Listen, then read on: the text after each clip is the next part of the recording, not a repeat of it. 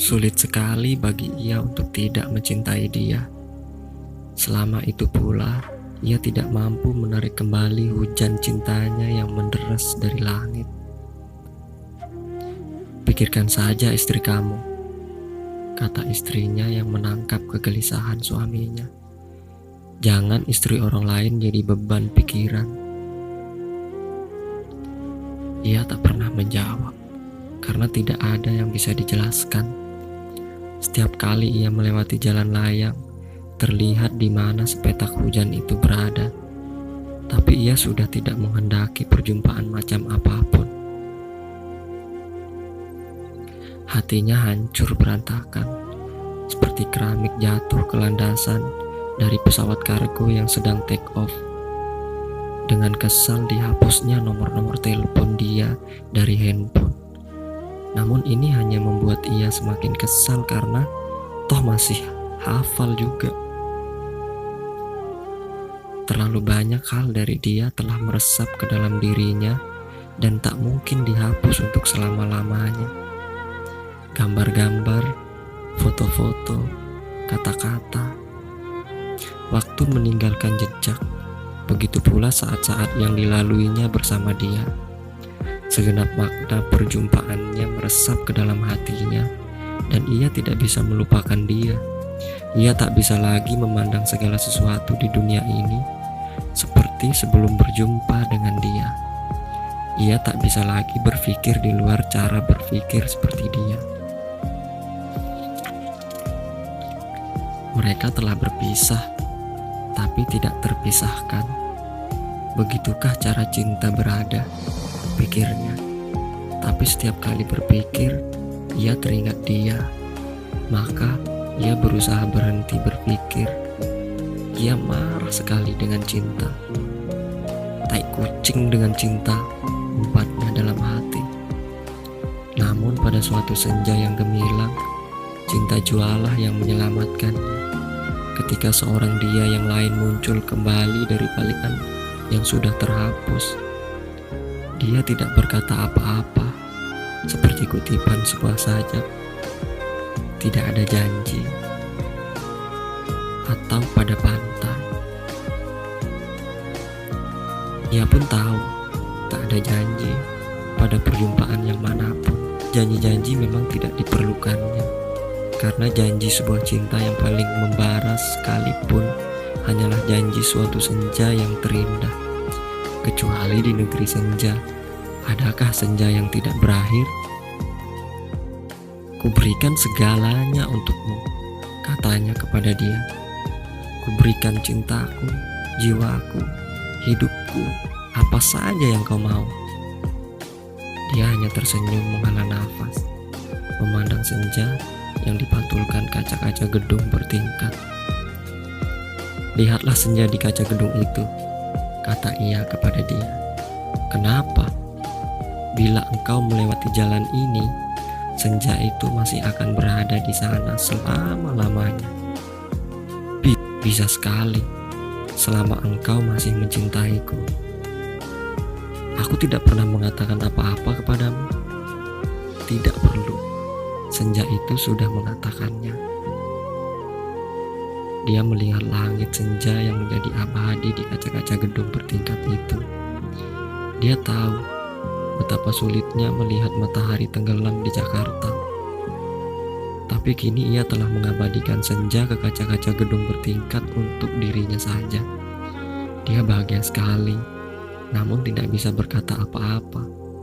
Terlalu banyak pertanyaan yang tidak akan bisa dijawabnya. Jadi, dia tidak berkata apa-apa. Ia pun tidak berkata apa-apa. Mereka berdua menatap langit. Kubah senja yang merah membara bagaikan sebuah impian yang menjanjikan bahwa negeri senja memang betul-betul ada. Tetapi langit yang semburat kemerah-merahan itu hanyalah sebuah janji yang sebaliknya.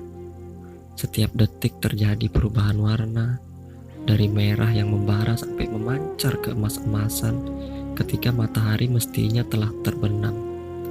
Mereka tak bisa melihat matahari di balik gedung. Senja yang keemas-emasan itu kemudian dengan pasti menggelap, semakin gelap dan menjadi malam.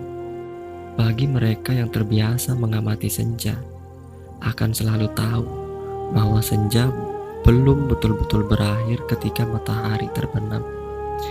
Dan senja masih juga berbisik-bisik ketika langit jadi gelap dan permukaan air laut yang tadinya berwarna emas seolah-olah mendadak lenyap. Tinggal kecipak suara lidah ombak. Pada saat seperti itu, sebuah renungan telah mencapai kesimpulannya. Namun mereka tidak berada di pantai. Mereka berada di tengah kemacetan Jakarta yang tidak memberi peluang untuk kalimat yang seperti kutipan sebuah sajak bisa berlarat-larat. "Mengapa kita tidak mencari bir peletok?" ujar perempuan itu. Ia mengangguk. Ia berkesimpulan banyak perempuan Jakarta suka bir peletok. Dia memandang keluar jendela lagi pagi itu. Sudah beberapa minggu ini diperhatikannya hujan itu berubah. Dulunya lumayan deras, sekarang kederasannya mulai berkurang meski belum jadi gerimis. Apakah cintanya mulai berkurang? Pikirnya. Kali ini dia sendiri yang menadahi air hujan itu dengan sebuah gelas dan membawanya ke laboratorium. Cinta mulai berkurang. Begitu tertulis dalam kertas laporan, dan dia merasa kecewa. Aneh, dia sendiri yang dahulu menolak hujan itu, dan sekarang ketika hujan itu menunjukkan tanda-tanda mereda, dia merasa penasaran. Kenapa cintanya bisa berkurang? Cinta itu mestinya abadi dong. Dengan setengah panik, ia memencet-mencet handphone, tapi tiada jawaban. Dia kirimkan sebuah lagu kelompok Queen melewati voice email.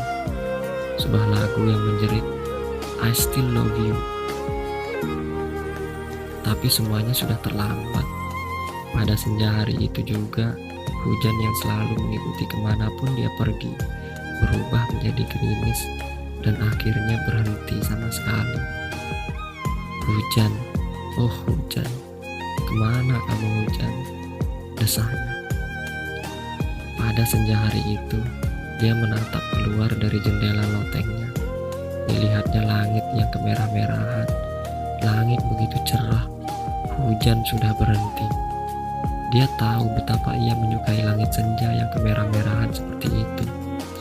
Dia ingin mengirimkan senja itu kepadanya sebagai tanda bahwa dia masih mencintainya. Mungkin cintanya memang masih ada sedikit, mungkin agak banyak, mungkin pula hatinya tak pernah berubah sebetulnya. Tak jelas lah. Saat itu, detik itu, dia ingin sekali. Dia menatap langit senja di kejauhan sana, dan tahu itu bukan miliknya. Dia menghela nafas dan berusaha mengatasi perasaannya. Mungkin aku terlalu sentimental, pikirnya. Seno Gumiro Aji Dharma, Pondok Aren, Minggu 30 Juli 2000.